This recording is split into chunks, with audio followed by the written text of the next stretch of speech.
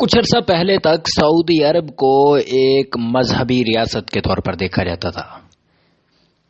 تیل کی قیمتوں میں مسلسل کمی اور مستقبل میں تیل کے کم ہونے کے خطرات کے پیش نظر سعودی حکومت نے سیاحت کی انڈسٹری کو فروغ دینے کا اعلان کیا۔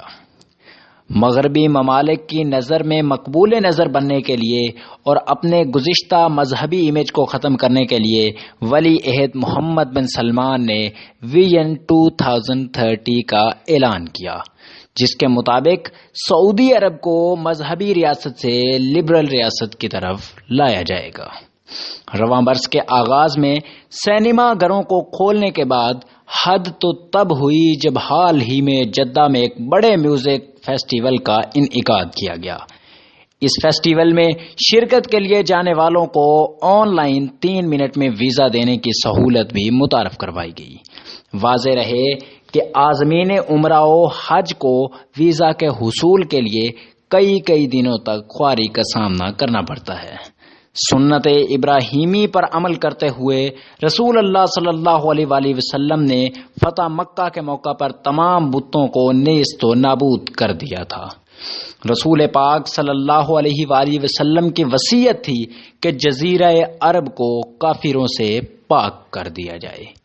حالیہ دنوں میں عربوں کے اقدامات ان کو رسول اللہ صلی اللہ علیہ وآلہ وسلم کی اس پیش گوئی کی طرف لے کر جا رہے ہیں جس میں فرمایا گیا تھا کہ عربوں کے لیے ہلاکت ہے۔ مزید فرمایا کہ اگر ایک آدمی کے 100 بیٹے ہوں گے تو 99 قتل ہو جائیں گے۔ گزشتہ دنوں سوشل میڈیا پر ایک سعودی وزیر کے دورہ فلسطین کی ویڈیو وائرل ہوئی، جس میں فلسطینی بچے اس وزیر پر پتھر پھینک رہے تھے اور خائن خائن یعنی غدار غدار کے نعرے لگا رہے تھے۔ مگر اس سے بھی تکلیف دہ بات جدہ میوزک فیسٹیول میں ہندوؤں کے مذہبی دیوتا گنیش کی اس سرزمین پر موجودگی ہے جس کو لات و منات اور عزا سے پاک کر دیا گیا تھا۔ دیکھیے اس ویڈیو میں۔